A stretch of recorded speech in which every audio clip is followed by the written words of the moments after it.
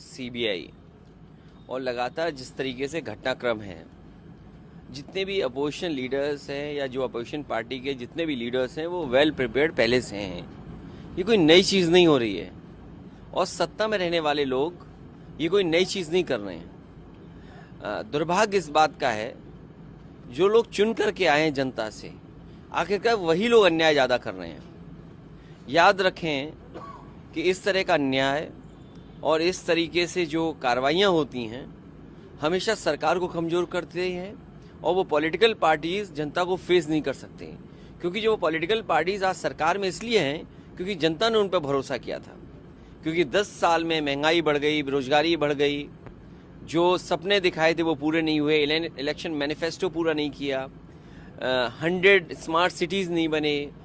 और अगर हम याद करें 2014 वादा तो ये किया था कि नए शहर बनाएंगे, न नए शहर बने, न स्मार्ट सिटीज़ बने, बेरोजगारी बढ़ी है, किसान की आय दोगुनी नहीं हुई, बिजली का बिल महंगा है। और जिस कदर बड़े बड़े सपने दिखाए थे इन्वेस्टमेंट के, बड़ी बड़ी मीट की गई थी, क्या हासिल हुआ? जब कोई चीज़ हासिल नहीं हुई तो पॉलिटिकल पार्टीज़ के लीडर्स को बदनाम करने के लिए और उन पर पहले से जो कार्रवाई कर रही है अपने अधिकारियों से उनको फंसाने के लिए, सरकार में रह करके कौन सा अधिकारी किसको नहीं फंसा देगा? एसओ से कह दो वो जेल भेज देगा, लेखपाल से कहो वो ज़मीन के विवाद तैयार कर देगा। तो सरकार में रह करके ऐसी कार्रवाइयों से सरकार मजबूत नहीं होती है। जब कभी भी जनता के बीच में वोट मांगने जाएंगे तो जनता इनको जवाब देगी। क्या लगता है बीइंग एन अलायंस आप सब साथ हैं, किस तरह से इसको आप लोग विरोध करेंगे और क्या लगता है अभी आप कह रहे हैं देखिए, अभी हमारा विरोध जैसे जिस स्तर पे जहाँ जो पॉलिटिकल पार्टीज हैं सब विरोध कर रहे हैं और जितनी भी अपोजिशन पार्टीज के लोग हैं उन्होंने सब ने कहा ये गलत हुआ है। न केवल विपक्ष के लोग कह रहे हैं लेकिन बीजेपी के अंदर बैठे हुए नेता बोल रहे हैं कि ये गलत हो रहा है, क्योंकि कल उन्हें वोट मांगने जाना है।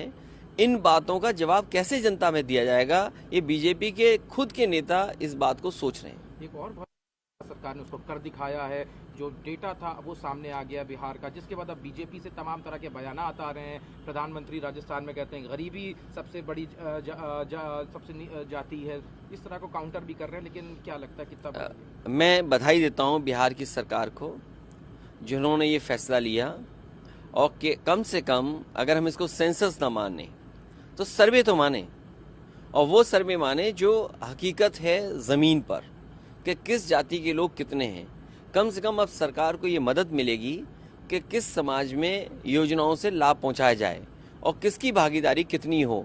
आने वाले समय में हमें उम्मीद है कि जनगणना के बाद जो आरक्षण है, जो सुविधाएं हैं, जो मदद है वो बढ़ेगी और आबादी के हिसाब से उनको हक और सम्मान मिले। यही पुरानी मांग है, यही बाबा साहब भीमराव अम्बेडकर जी का संविधान कहता है, यही डॉक्टर राममनोहर लोहिया का संघर्ष रहा, उनका रास्ता रहा, यही नेताजी अपने जीवन भर करते रहे।